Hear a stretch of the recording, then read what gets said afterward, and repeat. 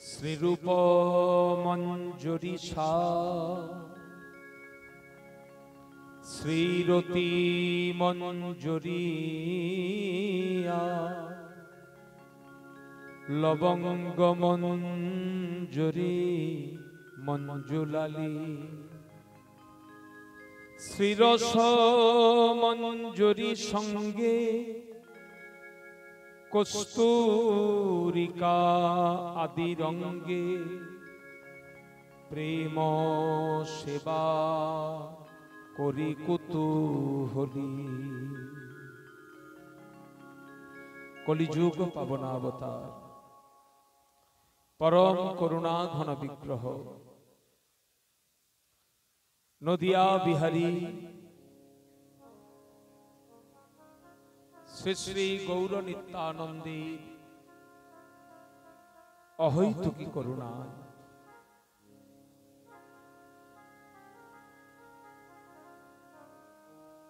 তাঁরই অন্তরঙ্গ প্রিয় পার্ষদবর্জ রূপানুগ আচার্য তনু শ্রীল শ্রী নরোত্তম দাস ঠাকুর মহাশয়, তিনি তাঁর সারাটি জীবনে সাধন সমীক্ষার অথবা স্মরণাঙ্গ সাধন সমীক্ষার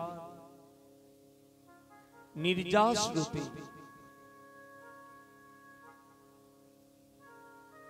তাঁর সেই দিব্য অনুভূতিগুলি যা একান্তভাবেই গৌড়ীয় বৈষ্ণব সাধকের অপরিহার্য অবশ্য করণীয় জ্ঞাতব্য আচার আচরণ বিষয়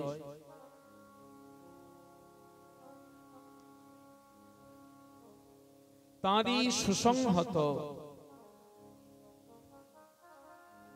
প্রণালী বা নির্দেশিকা দান করছেন তাঁর অমল পুরাণ গ্রন্থ কলেবর বেশি বড় না হলেও নিখিল বেদাদি শাস্ত্র পুরাণ সকলের নির্যাস স্বরূপ এই শ্রী শ্রী প্রেম ভক্তি চন্দ্রিকার চন্দ্রালোকে মাদৃশ কলিহত তাপদগ্ধ জীবকে সেই অমৃতময় মধুর বার্তা শোনাচ্ছে।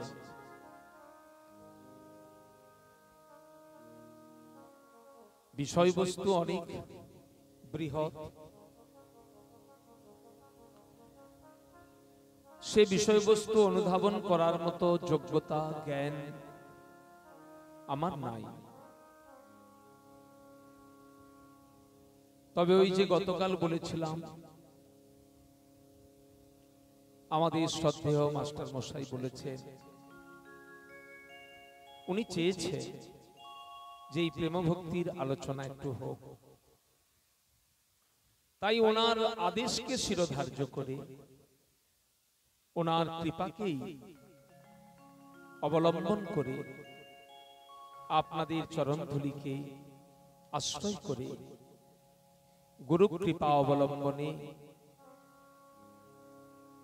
কিছু ভক্ত সঙ্গে আস্বাদন করবার অভিলাষ করেছি মাত্র। এ আপনাদের কৃপারই ফসল। কারণ আমার মতো বিষয়ী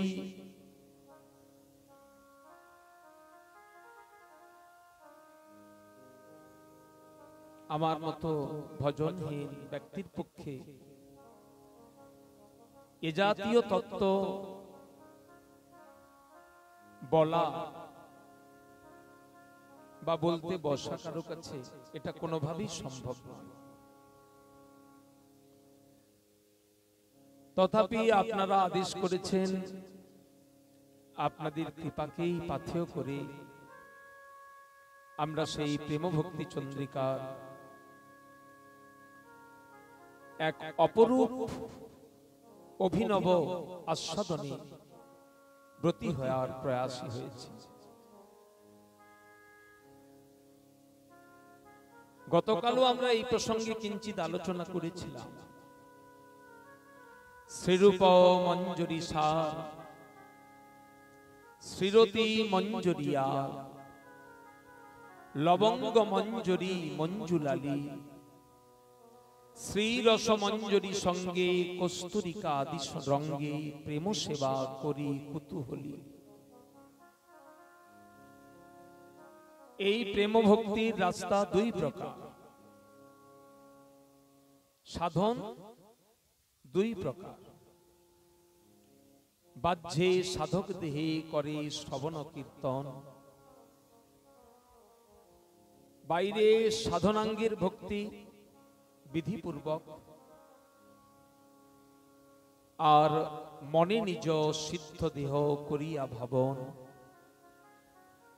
রাত্রি দিন ভজে রাধা কৃষ্ণের চরণ, সাধনে ভাবিব যাহা সিদ্ধ দেহে পাব তাহা। রাগ পথের এই সে উপায়। গতকাল আমরা এই প্রসঙ্গে আলোচনা করেছি। রাগাত্মিকা ভক্তির অধিকারী জনই হলেন ব্রজবাসীগণ। সেখানে যাওয়ার ক্ষমতা আমাদের নাই, অধিকারও নাই। ব্রজ বিনা ইহার অন্যত্র নাহি বাস। বললেন তাহলে আমাদের অধিকার কত দূর? অথচ মহাপ্রভু যে দিতে চেয়েছেন রাধা প্রেমী, তোমরা লও রে কিশোরীর প্রেম নিতাই ডাকে আয়। বললেন হ্যাঁ, সেই প্রেমটাই উনি দিতে চাইছেন, তবে নিত্য সিদ্ধ পার্ষদ রূপে নয়। সেই নিত্য সিদ্ধ বা নিত্য সিদ্ধা সেই সখী মঞ্জুরির আনুগত্যে শ্রী গুরুদেব সাধককে নিয়োজিত করবে একাদশ মাত্রক সিদ্ধ দেহ দান করে, ভজনযোগ্য দেহ দান করে। সেই সখীর প্রকরণই এখন বলছে। গতকাল আমরা সখীর প্রকরণ শুনেছিলাম। সমস্নেহা বিষম স্নেহা অধিক স্নেহা। তো এই সখী পরণে বলছে যে সখী মুখ্য রূপে পাঁচ প্রকার। সখী, প্রিয় সখী, প্রিয় নর্ম সখী, প্রাণ সখী এবং নিত্য সখী। সখীর মধ্যেও আবার অনেক প্রকার ভেদ আছে। কেন এই প্রসঙ্গটা আমাদের জানতেই হবে? বললেন যারা সেই প্রেম ভক্তির রাজ্যে গিয়ে আর তিনি প্রেম সেবা, প্রেমময় সেবা করবেন, সেইখানের মানুষজন কেমন, সেখানের আচার আচরণ কেমন, সেখানের বিধিনিষেধটাই বা কি, এগুলো জেনে বুঝে গুরু চরণাশ্রয় করে মহৎ কৃপা অবলম্বনে যদি যাওয়া যায়, তাহলে সেবার পরিপাটি তিনি অথবা সেবা কার্য করতে পারবেন, নতুবা ঠক্কর খেতে হতে পারে। সেই জন্য শ্রীল নরোত্তম দাস ঠাকুর মহাশয় সেই সখীগণের প্রকার বর্ণনা দিচ্ছে। সখী মুখ্য রূপে তিন প্রকার আমরা গতকাল শুনেছিলাম। তবে উজ্জ্বল নীলমণি গ্রন্থে সখী প্রকরণে সখীকে মুখ্য রূপে পাঁচটি ভাগে ভাগ করেছে। আমরা কোন সখী? অর্থাৎ যে সখীভাব অঙ্গীকার করে গুরুদেব আমাদেরকে সেই সাধন রাজ্যে নিয়ে যাবেন। সেই সখীর নাম কি? বললেন আমরা সেই নিত্য সখী। মুখ্য রূপে সখী যারা গোবিন্দের সঙ্গে থাকেন কিন্তু কৃষ্ণপক্ষ অবলম্বন করে কথা বলেন, তাদেরকে বলা হয় শুধু সখী, যেটাকে আমরা বলেছিলাম বিষম স্নেহা, ধনিষ্ঠা, কুন্দলতা আদি। এরকম কিছু সখী আছেন যারা এই মহাভাব রাজ্যের মহাভাবময় রসপুষ্টি করবার জন্য রাধারানীর সখীর গণে থাকে, কিন্তু গোবিন্দ পক্ষে সবসময় কথা বলে।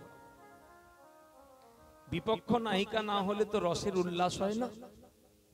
এগুলো রাধারানীরই সাজান, তিনিই কায়ব্বুহা রূপে এই সমস্ত সখী দেহ ধারণ করে। আর প্রিয় সখী কারা? না বললেন সেই মুখ্য রূপে অষ্টসখী, ললিতা, বিশাখা, চিত্রা, চম্পকলতিকা, ইন্দুরেখা, রঙ্গদেবী, তুঙ্গবিদ্যা, সুদেবী আদি। এই যে অষ্টসখী, এনারা মুখ্য রূপে প্রিয় সখী। কখনো গোবিন্দ পক্ষ অবলম্বন করে, আবার কখনো কৃষ্ণ পক্ষ অবলম্বন, রাধারানীর পক্ষ অবলম্বন করে। আরেক প্রকার সখীর কথা বলছেন, তারা হলেন প্রিয় নর্ম সখী। অর্থাৎ প্রিয় নর্ম কারা? না বললেন এরা সব সময় রাধারানীর পক্ষেই কথা বলে, রাধারানীকে ছাড়া কোনো কিছু জানে না।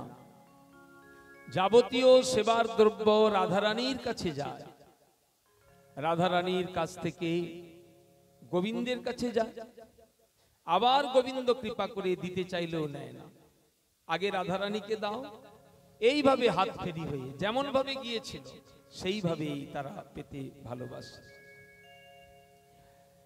আর একটা সখী বলছেন প্রকরণে প্রাণ সখী। মুখ্য রূপে এরা হলো অষ্টমঞ্জরী। আমাদের যে মুখ্য অষ্টমঞ্জরী আছেন, রূপমঞ্জরী, মঞ্জুলালী মঞ্জরী, রসমঞ্জরী, রতিমঞ্জরী, গুণমঞ্জরী, বিলাস মঞ্জরী, লবঙ্গ মঞ্জরী এবং কস্তুরিকা মঞ্জরী। সেই প্রধানা অষ্টসখী রাধা মাধবের নিভৃত নিকুঞ্জের সেবার করতে পারে। সখীগণও সেখানে যেতে পারেন না। নিভৃত নিকুঞ্জে রাধা গোবিন্দের সেই নিভৃত সেবার অধিকারী জনই হলেন প্রধানা এই অষ্টমঞ্জরী। আর এই অষ্টমঞ্জরীর আনুগত্যে যারা ভজন করে তাদেরকে বলা হচ্ছে নিত্য সখী, যেটাকে বলা হচ্ছে সিদ্ধ স্বরূপ, যা শ্রী গুরুদেব সাধককে দান করে থাকেন। সেই স্বরূপে গিয়ে আর রাধা মাধবের সেবায় তারা নিযুক্ত হয়। শ্রীরূপ মঞ্জরী সার, শ্রীরতি মঞ্জরী আর, লবঙ্গী মঞ্জরী মঞ্জুলালী, শ্রীরস মঞ্জরী সঙ্গে কস্তুরিকা আদি রঙ্গে প্রেম সেবা করি কুতুহলী। এসবের অনুগা হইয়া, যে কথাগুলি আমরা বলেছিলাম এখন সেগুলি পয়ারে নরোত্তম দাস ঠাকুর বলছে, তারই কথা। এসবের অনুগা হইয়া মানে তাদের অনুগত হইয়া, প্রেম সেবা লব চাইয়া, ইঙ্গিতে বুঝব সব কাজ। সেই রাজ্যে কোনো জোরে কথাবার্তা নাই, ইঙ্গিতেই কাজ বুঝে নিতে হবে। নরোত্তম দাস ঠাকুর তিনি তার সাধন সমীক্ষার নির্যাস রূপে আমাদেরকে জানাচ্ছেন, সেবায় সবসময় তৎপর হয়ে ভীত সন্ত্রস্তের মতো দাঁড়িয়ে থাকতে হবে, সেবায় যেন কোনো প্রকার ত্রুটি না হয়ে যায়। কেন? সেখানে একটা কথা আপনাকে আমাকে বারবার বলবে না, ইঙ্গিতে সেবা বুঝে নিতে হবে, ইঙ্গিতে বুঝব সব কাজ। নরোত্তম দাস ঠাকুর মহাশয় সেই ইঙ্গিতের কথা নিজ মুখে স্বীকার করছেন। প্রার্থনাগুলিতে শুনিয়াছি সাধু মুখে বলে সর্বজন, শ্রীরূপ কৃপায় মিলে যুগল চরণ। বললেন এই মানব, এই যে মনোময়ী প্রেম সেবার প্রধান অধ্যক্ষাই হলেন রূপমঞ্জরী। তিনি যদি কাউকে সেবা অধিকার দান করেন তবেই তিনি রাধা গোবিন্দের সেবা করতে পারবেন। শ্রীরূপ কৃপায় মিলে যুগল চরণ। হাহা প্রভু সনাতন গৌর পরিবার, সবে মিলে বাঞ্ছা পূর্ণ করহ আমার। তবে শুধু যে রূপমঞ্জরী তিনি তো অধ্যক্ষা, কিন্তু সনাতন আদি গৌর পরিবার বললেন এদের যিনি যেই পরিবারের অন্তর্গত দাস, সেই পরিবারের আর সিদ্ধ পরম্পরা ধরে তিনি যদি এগিয়ে যান অবশেষে এই রূপমঞ্জরীর কাছে গিয়ে পৌঁছবেন, যিনি যেই পরিবার। সেই জন্য বলছেন হাহা প্রভু সনাতন গৌর পরিবার, সবে মিলি বাঞ্ছা পূর্ণ করহ আমার। শ্রীরূপের কৃপা যেন আমা প্রতি হয়, এই প্রার্থনা আমাদের সবাকার। আমরা তো জানি না কেমন করে প্রার্থনা করতে হয়। নরোত্তম দাস ঠাকুর নিজের জীবনের অনুভবগুলি জগতের জীবকে জানাচ্ছেন, তোমরাও আমার মতো হয়ে যাও। শ্রীরূপের কৃপা যেন আমা প্রতি হয়, সে পদ আশ্রয় যার সেই মহাশয়। প্রভু লোকনাথ কবে সঙ্গে লইয়া যাবে। এই গৌরলীলার শ্রীরূপ গোস্বামী ব্রজনিকুঞ্জের শ্রীরূপ মঞ্জরী। এই জন্য বলছেন এখানে শ্রীরূপের কৃপা কবে পাবো, প্রভু লোকনাথ কবে আমায় সঙ্গে করে নিয়ে যাবে।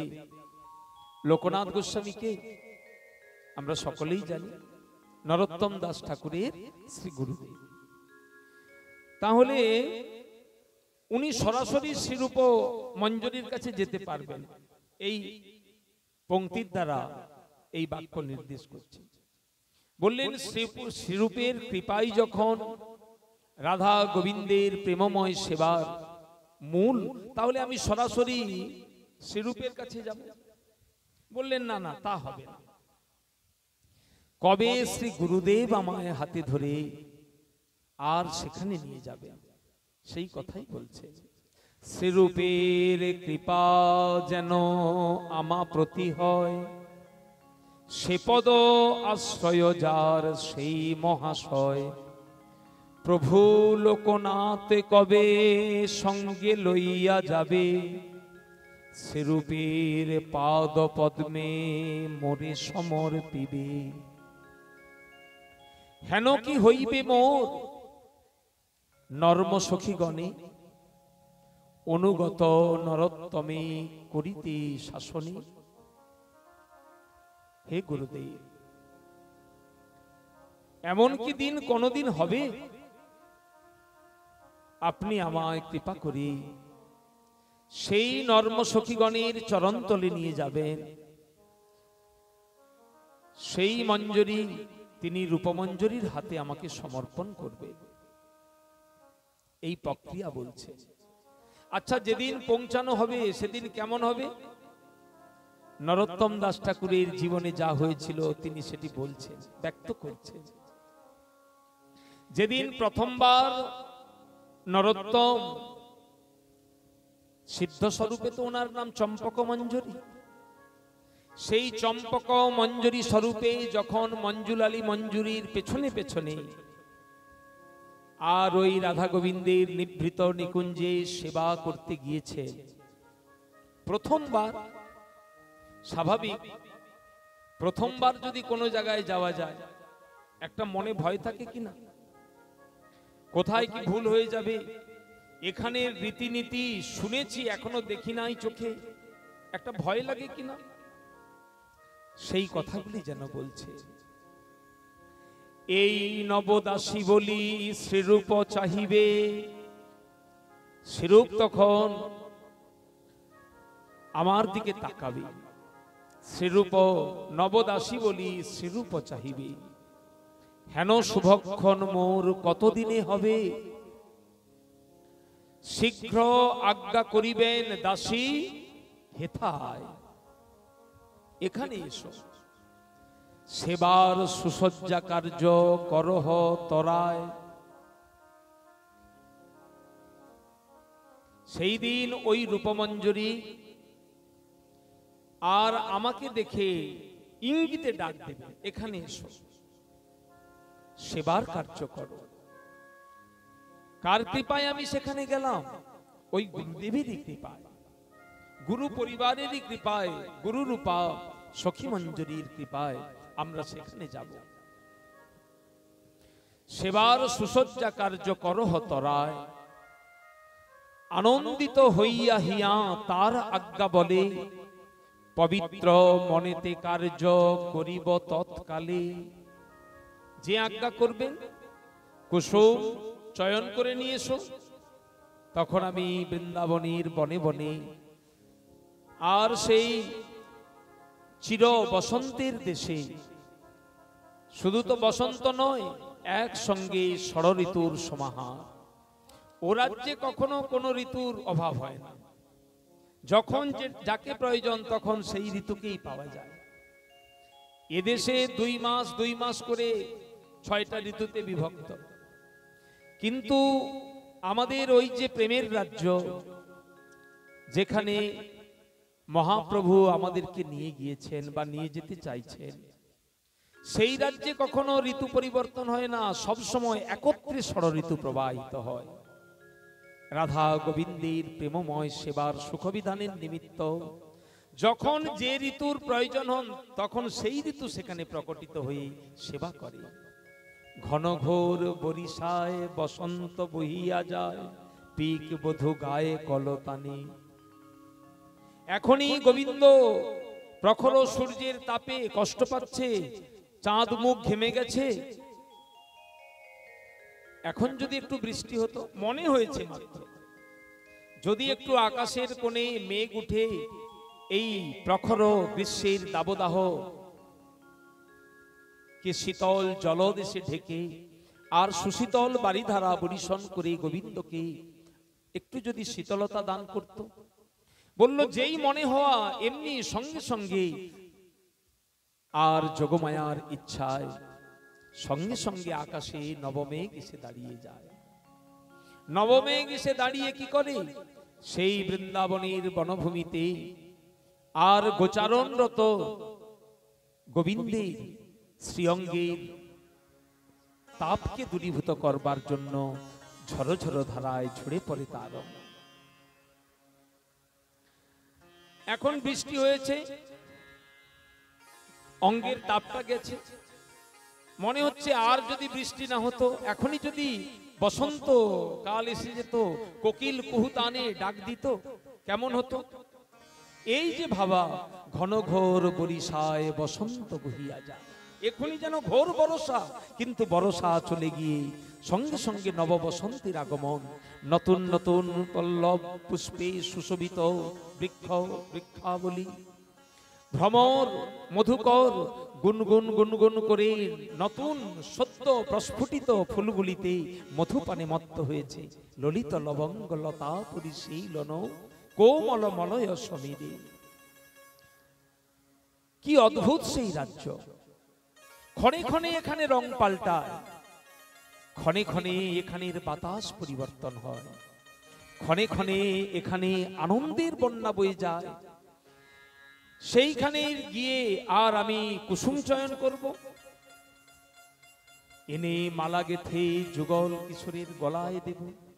সেবার সুসজ্জা কার্য করহ তরায়, আনন্দিত হইয়া হিয়া তার আজ্ঞা বলে।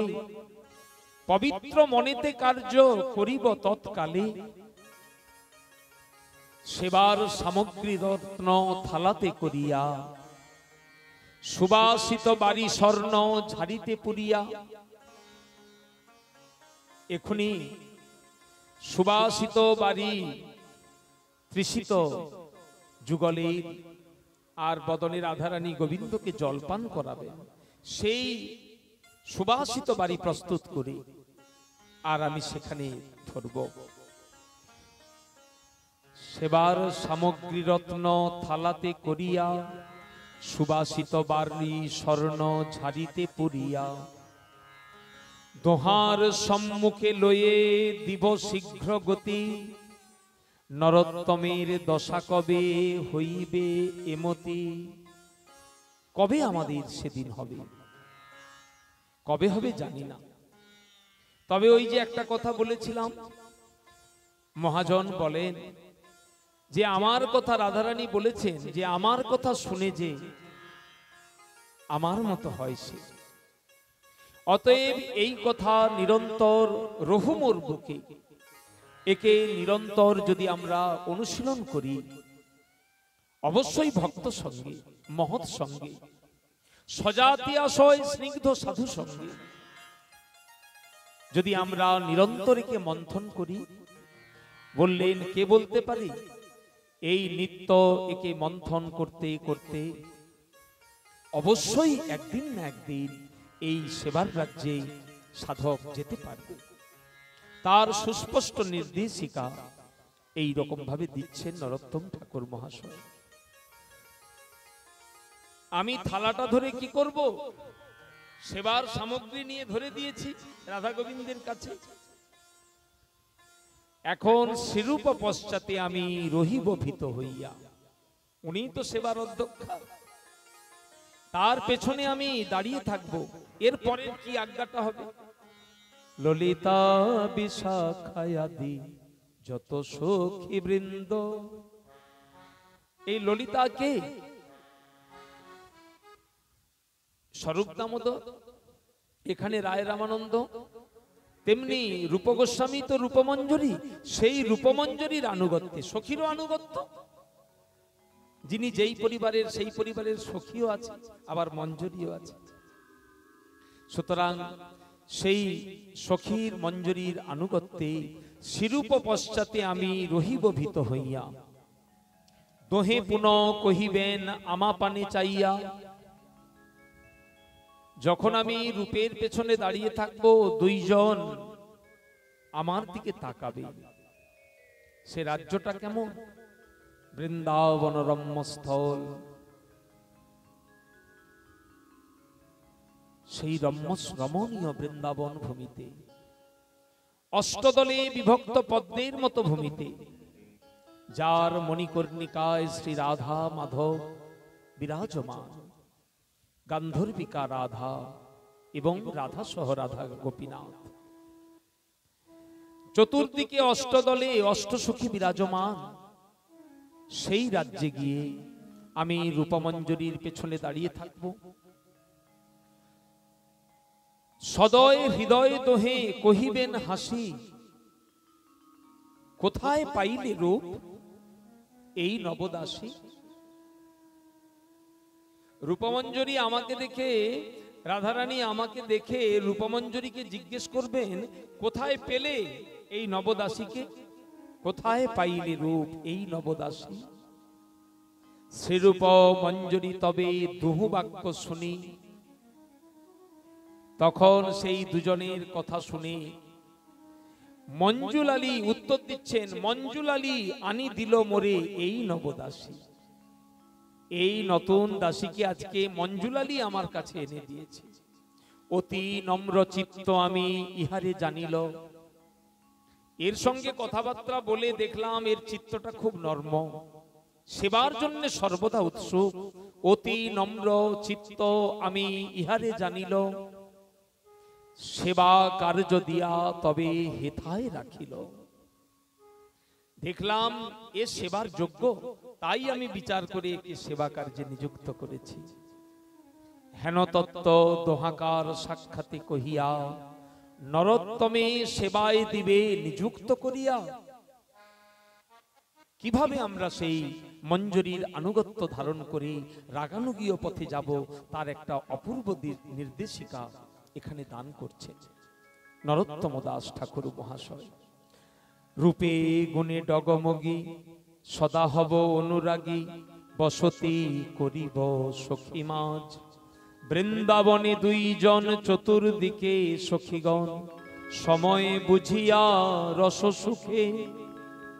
সখীর ইঙ্গিতে হবে চামর ঢুলাবো কবে, তাম্বুল যোগাবো চাঁদ মুখে। যুগল চরণ সেবী নিরন্তর এই ভাবি, অনুরাগে থাকিব সদায়। সাধনে ভাবিব যাহা, সিদ্ধ দেহে পাব তাহা। রাগ পথের এই সে উপায়। সেই রাগানুগীয় সাধকের পথ বর্ণনা করে এখন মনে মনে জানাচ্ছে, তার সেই মনের অভিলাষটি ব্যক্ত করছেন। মাদৃশ ভাবী সাধক সমাজকে জানাচ্ছেন সেই কথা। সাধ্য সাধন এই, ইহা বই আর নাই, এই তত্ত্ব সর্ববিধিসার। কি সাধ্য না বললেন, এই স্মরণ, যুগল চরণ সেবা, জুরল যুগল চরণ ধেয়া।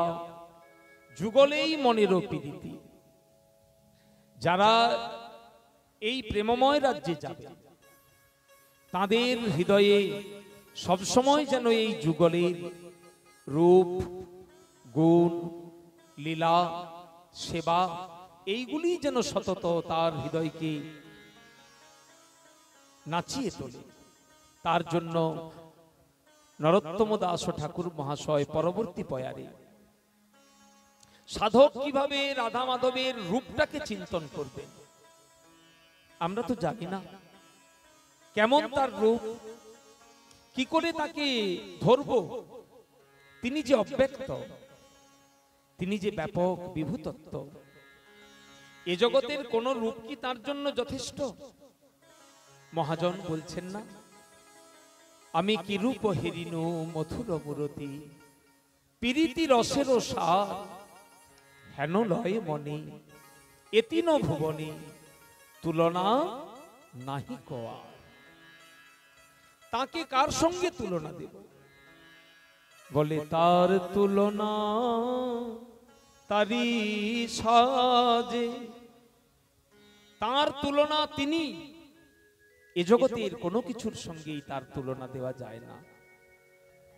তবে ভাবী সাধক সমাজকে এই রূপ চিন্তনেরও একটা রূপরেখা নরোত্তম দাস ঠাকুর মহাশয় দান করছে। জলদ সুন্দর কাঁতি, মধুর মধুর ভাতি, বৈদগধি অবধি সুবেশ। পীত বসন ধর আভরণ মণিবর, ময়ূর চন্দ্রিকা করুকেশ। কেমন সেই গোবিন্দের অঙ্গকান্তি? ঠাকুর মহাশয় বলছেন, জলদ সুন্দর কাতি, নবাম্বুদল সদ্যুতির নব, তরিণ মনজ্ঞাম্বর, সুচিত্র মুরলী স্ফুর, শরদ মন্দ চন্দ্রানন। গোবিন্দের অঙ্গকান্তিটি কেমন না বললেন, নবমেঘের বর্ণ। জলদ মানে মেঘ। কোন মেঘ? নবঘন স্নিগ্ধ বর্ণ, দলিতাঞ্জন চিক্কণ, ইন্দিবর নিন্দি সুকোমল। যিনি উপমার গণ, হরে সবার নেত্র মন, কৃষ্ণকান্তি পরম প্রবল। গোবিন্দের রূপ কি করে বলবেন? একে কি রূপের ব্যাখ্যা করা যায়? মহাজন যতবার রূপের বর্ণনা করতে গিয়েছেন খোঁজ পায় না। বলে না, নীল রতন কিয়ে ওগো নব ঘন ঘটা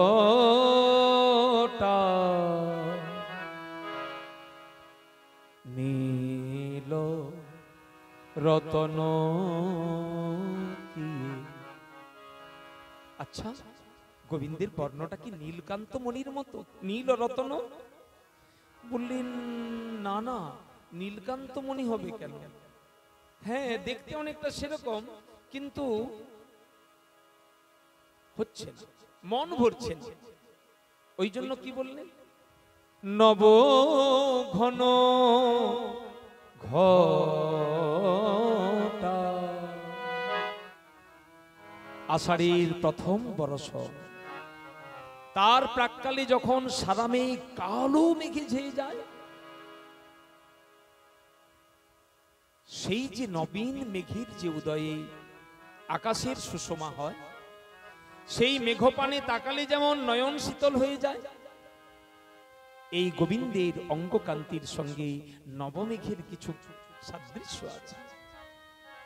এই জন্য রাধারানী পূর্বরাগ দশায় আমরা দেখছিলাম না, সদাই ধ্যানে চাহে মেঘ পানে, ওগো না চলে নয়ানো তারা,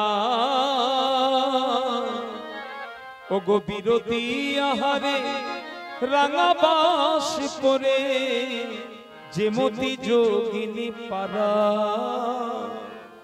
যে মতি যোগিনী পারা। যেন ওই মেঘের কাছে উড়ে যেতে চাইছে। মহাজন আখর দিচ্ছে, বলে হে বিধাতা পাখা দা। কি করবে পাখা নিয়ে? পাখা পেলে উড়ে যেতাম ওই নব জল ধরের কাছে, যদি পাখা পেতাম উড়ে যেতাম, হে বিধাতা পাখা দাও। নীল রতন কিয়ে নব ঘন ঘটা, নখিলে নখিল নহে, ওগো সেনায়ঙ্গে ছটা। আমার সকলই গেল সই ওই শ্যাম রূপে নয়ন দিয়ে, আমার সকলই গেল সই নীল রতন কিয়ে নবঘন ঘটা, নখিলে নখিল নহে সেনা অঙ্গের ছটা। সেই অঙ্গের ছটা আমরা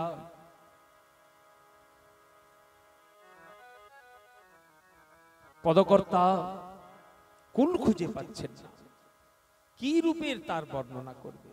নীল রতন নাকি নবঘন ঘটা?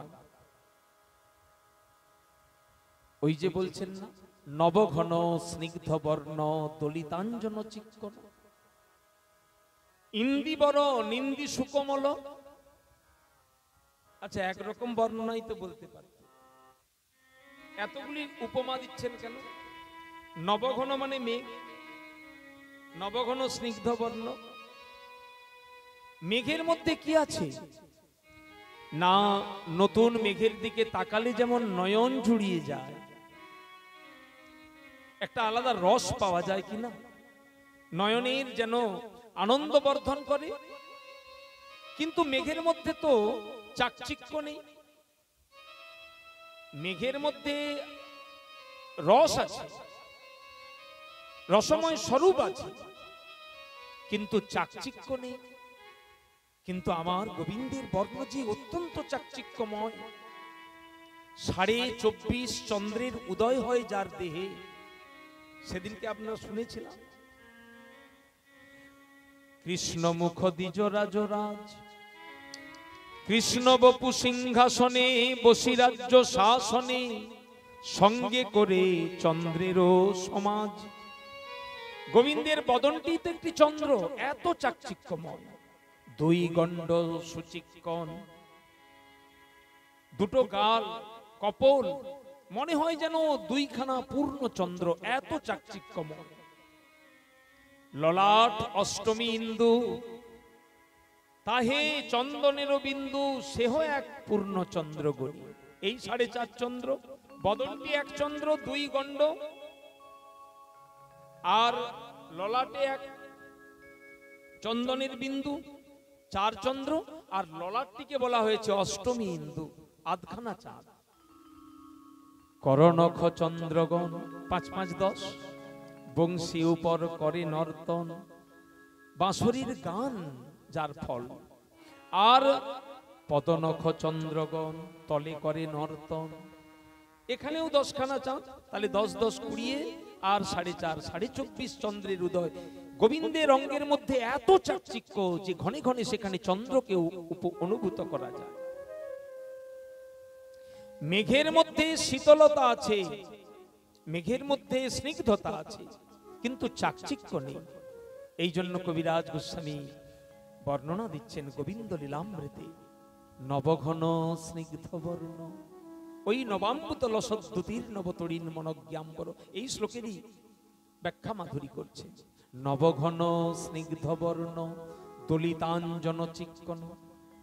বললেন মেঘ দেখে হলো না শোক, যদি অঞ্জনকে বারবার বিদলিত করে, এখন তো সব রেডিমেড পাওয়া যায় দোকানে, কাজ হয়, কিনলাম আর চোখে লাগালাম।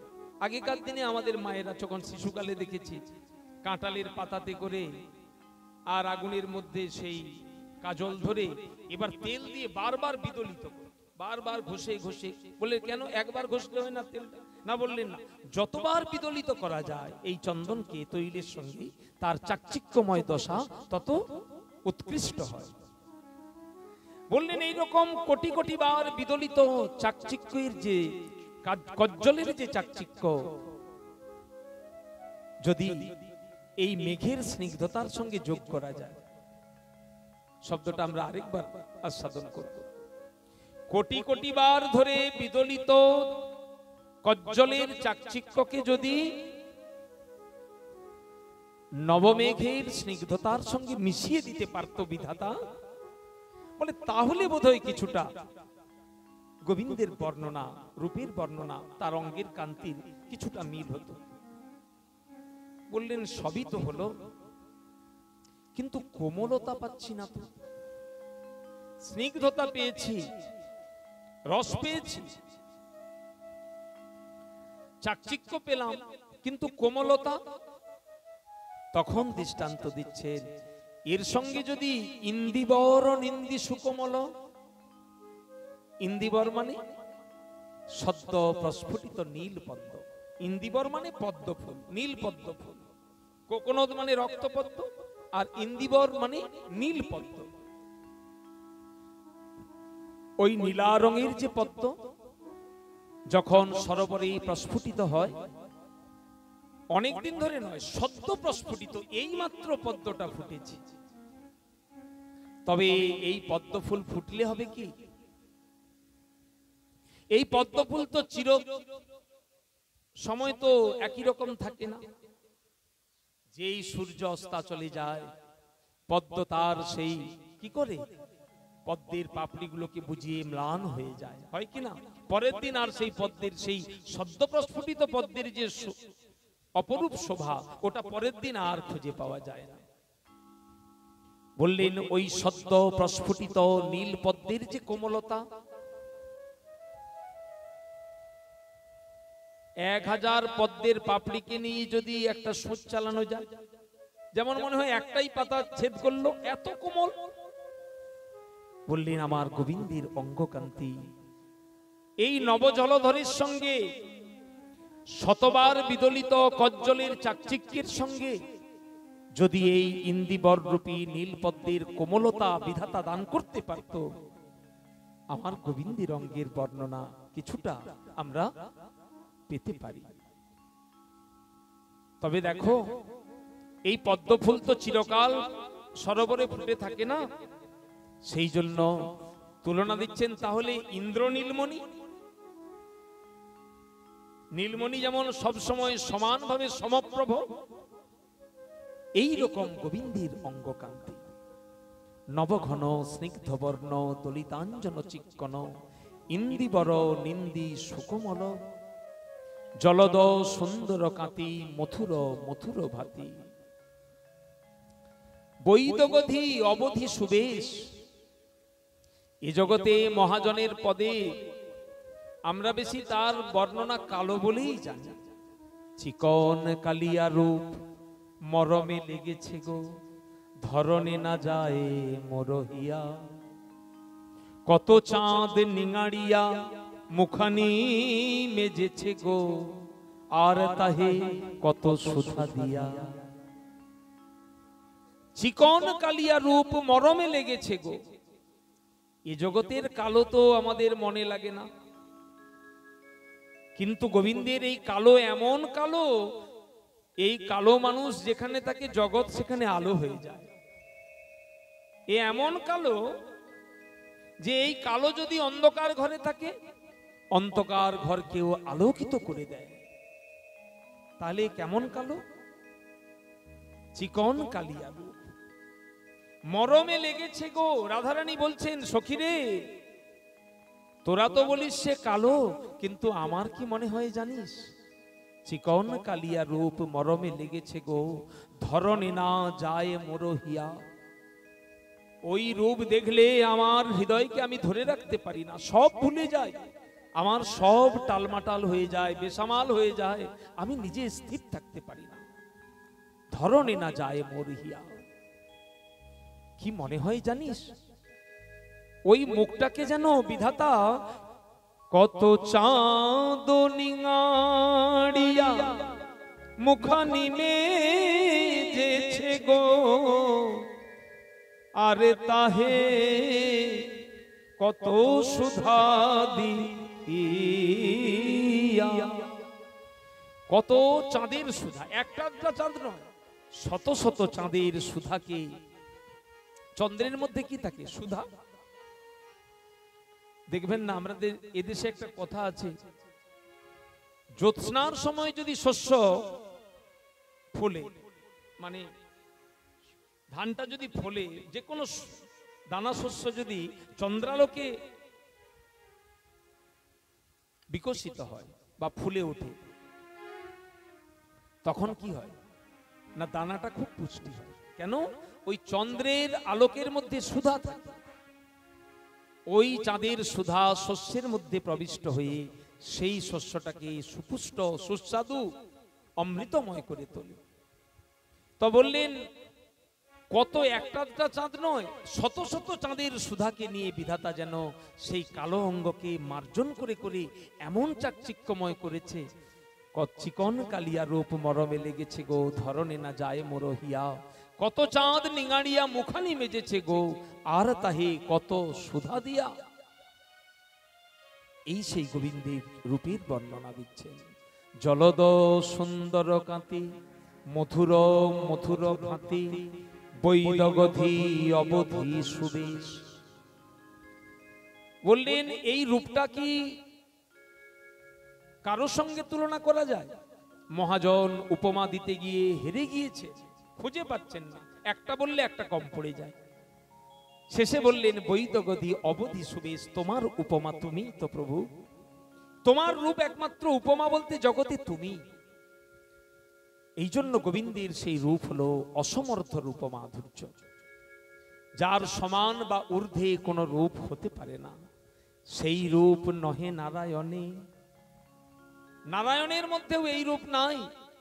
এই জন্য তো নারায়ণের প্রিয়তমা, নারায়ণের যে প্রিয়তমা নাম তার রমা, তিনি কি করছেন? ব্রত করি করিল সাধন, ওই বেলবনে বসে সাধন করছেন গোবিন্দ প্রাপ্তির নিমিত্ত, কিন্তু পাচ্ছেন না। যিনি নারায়ণের বামবক্ষ বিলাসী, তিনি গোবিন্দের এই রূপমাধুর্যকেও আস্বাদন করতে পাচ্ছেন না। কেন?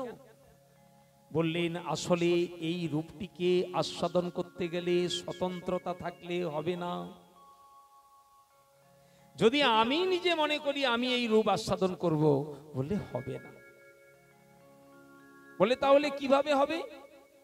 না, বললেন ওই রাধারানী আদি ব্রজগোপী ওই নর্ম সখীগণের চরণাশ্রয় যদি না করা যায়, গোবিন্দের এই রূপমাধুর্য সাধকের নয়নে কোনোদিন ধরা পড়বে না। পূর্ণরূপে তিনি এর আস্বাদন করতে পারবেন না। এর অধিকার দান করবেন একমাত্র সেই রাধারানী নিজেই স্বয়ং। তিনি যদি সাধককে সেই অধিকার দান করেন, তিনি যদি কৃপা করে আমাদের এই অজ্ঞানতা দূর করে নয়নে যদি তার কোমল কৃপা হস্ত বুলিয়ে দেন, কৃপা শক্তি বুলিয়ে দেন, তাহলেই সেই সাধকই এই রাধা গোবিন্দের অপূর্ব রূপ মাধুর্য, অসমর্থ রূপ মাধুর্য দর্শন করবার সৌভাগ্য পাবেন। জলদ সুন্দর কাতি মথুর মথুর ভাতি বৈদগধি অবধি সুবেশ পীত বসন ধর আভরণ মণিময় ময়ূর চন্দ্রিকা করুকেশ।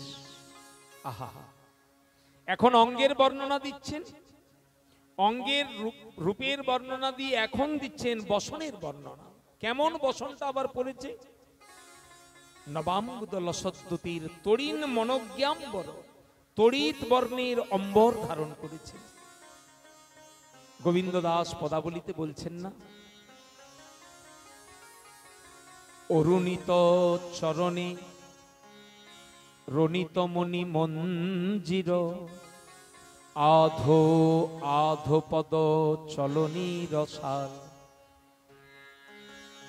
গোবিন্দের রূপ বর্ণনা দিচ্ছে, কেমন তার চরণতল, কেমন তার করতল। বললেন অরুণিত চরণী। অরুণ মানে সূর্য, আমরা সকলেই জানি অরুণোদয়। কিন্তু যদি আপনি অভিধান দেখেন, সেখানে অরুণ শব্দের অর্থ কিন্তু সূর্য নয়। বলে তাহলে আবার সূর্য সারথি। সূর্য যেই ঘোড়াতে বা রথে চড়ে আসে, সেই রথের যিনি সারথি তার নাম হলো অরুণ। যদি ও প্রান্ত থেকে কেউ আসে, সর্বাগ্যে আমরা এপাশ থেকে অনেক দূর থেকে আগে কোনটা দেখতে পাই? রথকে দেখতে পাই। রথের চূড়াটা প্রথমে আমাদের দৃষ্টিগোচর হয়, তারপরে আরেকটু এগিয়ে এলে রথের ওপরে যিনি সারথি তাকে দেখতে পাই, অবশেষে দেখতে পাই রথে কে বসে আছে, কার রথ, তখন আমরা দেখতে পাই। তো এই অরুণ হলো সূর্যের সারথি। যখন সূর্যোদয় হয়, সূর্যোদয়ের প্রাককালে আগে অরুণোদয় হয়। সূর্য তখনও ওঠে নাই, সূর্যকে দেখা যাচ্ছে না, কিন্তু সূর্যের সেই রক্তিম আভা সমস্ত পূব দিগন্তকে একেবারে রক্তিমা করে তোলে। বললেন সেই রক্তিম আভাটা যারা খুব ভোরে ওঠে, মর্নিং ওয়াক করতে যায়, ফাঁকা মাঠে গিয়ে স্বচ্ছ পরিষ্কার আকাশে এই রূপটা দেখতে পাওয়া যায়। বললেন গোবিন্দের চরণতলটি ওই রকম অরুণিত চরণ। তাতে আবার দিব্য ঊনবিংশতি মহালক্ষণযুক্ত চরণ চিহ্ন। সেই চরণ তাতে আবার কেমন? অরুণিত চরণে রণিত মণি মঞ্জির, তাতে আবার সোনার নূপুর। সোনার নূপুর বলতে এ জগতের শিল্পীর বানানো নয়, এখানে তো সোনা দিয়ে দু একটা পুঁতি দিয়ে বানিয়ে দেয়। গোবিন্দের চরণের যে সোনার নূপুর, সে যে কত রঙের, আর কত কত মণি, কত কত রত্ন, কত কত অপ্রাকৃত জগতের মণিময় রত্নকে বিধাতা একটি একটি করে গেথে নীলাপ পিত নীল পিত ক্ষণে ক্ষণে প্রতি মুহূর্তে কত শত শত বর্ণের আর বিভিন্ন প্রকার। আমরা দু একটা মণির নাম জানি, নীলকান্ত মণি, বৈদুর্য মণি, এরকম দুটো একটা মণির হয়তো নাম জানি, কিন্তু সেখানে কোটি কোটি মণি, অনন্ত মণি দিয়ে বিধাতা গোবিন্দের সেই সোনার নূপুরটি বানিয়ে, আর সেই নূপুরটি গোবিন্দ চরণে পড়েছেন। অরুণিত চরণে রণিত মণিমঞ্জির, রুনুঝুনু রুনুঝুনু করে আবার সেই মণিমঞ্জির বাজছে। কখন বাজছে? যখন উনি আধো আধো পদ চলনি রসা, আধখানা পা ফেলে ফেলে হাঁটছেন। আচ্ছা, আধখানা পা ফেলে হাঁটা যায়? পা ফেললে পুরোপুরি ফেলতে হয়। আধো আধো পদ চলনি রসাল, আমি ভাবতাম বোধ হয় একটু এগিয়ে যেত আবার পিছিয়ে আসতো, একটু এগিয়ে যেত আবার পিছিয়ে আসতো। বললেন না, আধো আধো চলনি রসাল কেমন? বললেন দেখুন, একটা পা এইভাবে ফেললো, সোজা করে না, একটু বাঁকি। ওনার তো সবটাই বাঁকা, যেখানেই তাকাবেন সেখানেই একটা বাঁক খুঁজে পাওয়া। তো এইভাবে বাঁকালেন, পরের চরণটা তাহলে কি সোজা দিবেন? না, পরেরটা আবার ঠিক তার আধখানা চেপে, তারপরেরটা আবার তার আধখানা। আচ্ছা, কেউ যদি এইভাবে এইভাবে বেঁকে বেঁকে আধখানা পা ফেলে চলে, ওটাকে কি বলবেন? হাঁটা বলবেন না নৃত্য বলবেন? বেদ বললেন গোবিন্দের গমনং নাট্যম, গোবিন্দের গমনটাই হলো নাট্যম, মানে নৃত্য। এই জন্য পদকর্তা লিখছেন, অরুণিত চরণে রণিত মুনি মঞ্জির আধো আধো পদ চলনি রসা। গোবিন্দ যখন সেই বনভূমির মধ্য দিয়ে হেঁটে যায় সোনার নুপুর পায়ে দিয়ে, ওই আধো আধো পদে সকলেই মনে করে আমার প্রাণনাথ যেন নটবর সেই নৃত্য করতে করতে এগিয়ে আসছে, আনন্দিত হয়ে ওঠে। বনের ময়ূরগুলি এসে কি করে? গোবিন্দের এই নৃত্য দেখে ওরাও একটু নাচে। নাচবার পর গোবিন্দের চরণতলে প্রার্থনা করে, হে গোবিন্দ, আমরা তোমাকেই গুরু করেছি, তোমার কাছ থেকে নৃত্য দেখে তবে আমাদের নৃত্য শিক্ষা। গোবিন্দ বলছেন, তাই? আমার কাছ থেকে তোমরা নাচ শিখেছো, আমাকে গুরু বানিয়েছো, ভালো কথা। তাহলে গুরু দক্ষিণা দাও। গুরু করলে একটা গুরু দক্ষিণা দিতে হয়, তো গুরু দক্ষিণাটা কই? ময়ূরগণ বলছেন, প্রভু আপনাকে দেওয়ার মতো আমরা পক্ষী জাতি, কি দেব? আমাদের কাছে কি আছে? দেওয়ার মতো কিছু নেই। আচ্ছা, একটা জিনিস যদি দেই তুমি নেবে না? কি জিনিস? না দেখো, আমরা জানি যখন আমাদের ময়ূরের পাখাগুলি পড়ে যায়, প্রাকৃতিক নিয়মে ঝরে পড়ে, তখন মানুষ ওইগুলোকে তুলে আদর করে। এই বৃন্দাবন পরিক্রমায় ময়ূরের পাখা গুড়াতে কত না ছোটাছুটি, যারা গিয়েছিলেন জানেন। তাহলে পাখাগুলিকে মানুষ দেখলেই কুড়িয়ে নেয়, নিশ্চয়ই ওদের ভালো লাগে, নিশ্চয়ই ওটা মহামূল্য সম্পত্তি, নাহলে গুড়াবে কেন এত? আচ্ছা, ওই ময়ূরের পাখা যদি প্রভু আমরা তোমাকে গুরুদক্ষিণার রূপে দিই, তুমি কি নেবে? প্রভু বলছেন, দাও দাও। এমন প্রিয় দ্রব্য, ভক্তের প্রিয় দ্রব্য তো আমি যেখানে সেখানে রাখি না, মস্তকে নিলাম। বিনোদ চূড়ায় বিনোদ বরিহা, উড়িছে বিনোদ বায়। এই জন্য সেই ময়ূরের পাখা বর্ণনা দিচ্ছেন, আধো আধো পদ চলনি রসা, কাঞ্চন বঞ্চন বসন মনোহর, অলিকুল মিলিত ললিত বনমাল। গোবিন্দ যখন হেঁটে যাচ্ছেন, তার সেই স্বর্ণ মণিময় নুপুরের ওপরে, রাতুল চরণের ওপরে লক্ষবার বিধৌত করা অথবা লক্ষবার পোড়ানো হয়েছে এরকম সোনার যে উজ্জ্বলতা, সেই উজ্জ্বলতা থেকেও আরো অত্যুজ্জ্বল পীতবসন তিনি ধারণ করেন। আচ্ছা, গোবিন্দ এই পীতবসনটাই পরেন কেন? বলে না, 7 দিনে তাকে 7 রকম পোশাক পরাই আমরা, কিন্তু তার প্রকৃত স্বরূপ ধ্যানময় মূরতিতে তিনি পীতাম্বরধারী, পীতবসন বনমালী। বলে আসলে পীতবসনটা কেন পরে জানো? অনুরাগী। কার অনুরাগী? রাধারানীর অনুরাগী।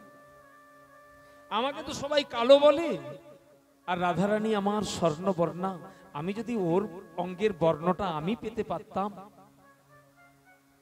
তাহলে আমার একটু মনের এই কালো কালো কথাটা শুনতে ভালো লাগে না। কালো কালো বলো না গো ও গোয়ালার ঝি, বিধাতা করেছে কালো, আমি করব কি?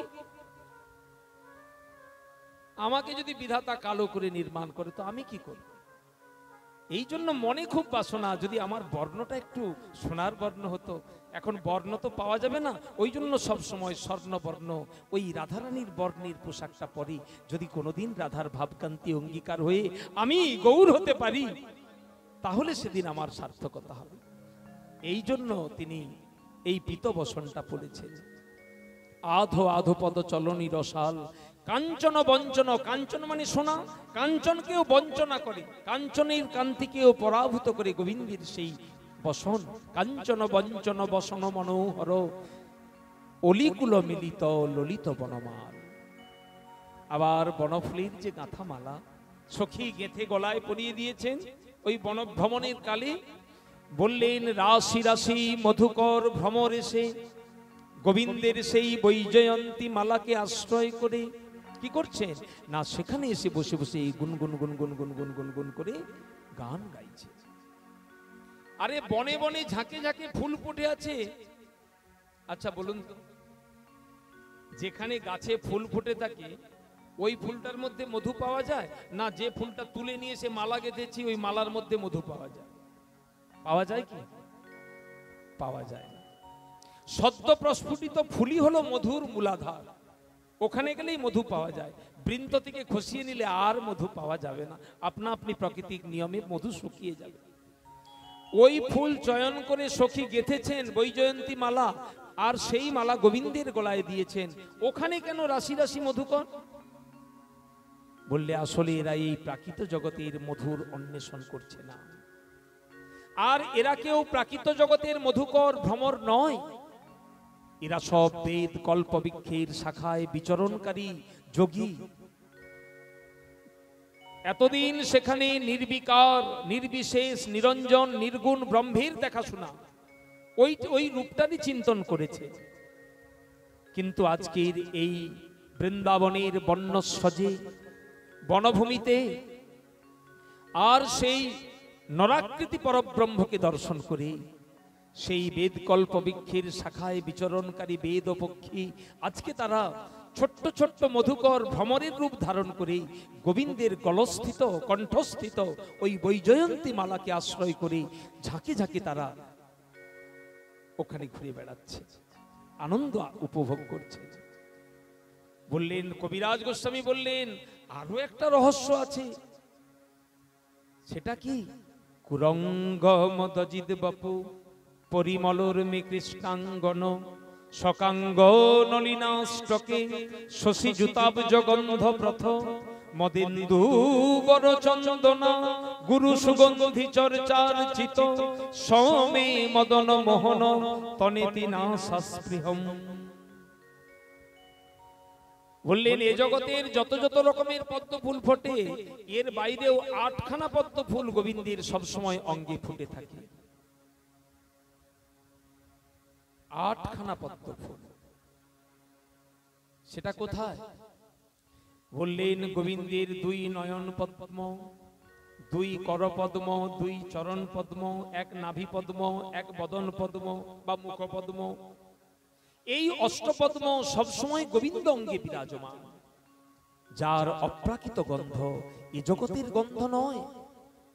মৃগমদ নীলোৎপল মিলনে যে পরিমল যেই হরে তার গর্বমা হেন কৃষ্ণ অঙ্গ গন্ধ যার নাই শেষ বন্ধ সেই নাশা ভ্রষ্টার সমা।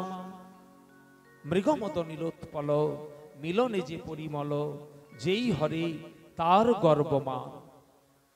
মৃগমত নীলোৎপল মানে সদ্য প্রস্ফুটিত নীলপদ্মের সৌরভের সঙ্গে যদি আবার কস্তুরী মৃগ, কস্তুরী হরিণের নাভি পদ্ম, নাভি মৃগ, তাকে যদি ঘর্ষণ করা যায়, তার সঙ্গে অগুরু চন্দন ইত্যাদি মিশানো যায়, কর্পূরাদি, যে অপূর্ব সুবাস প্রস্ফুটিত হয় বা উত্থিত হয়, আমার গোবিন্দের অঙ্গগন্ধ অনেকটা সেরকম।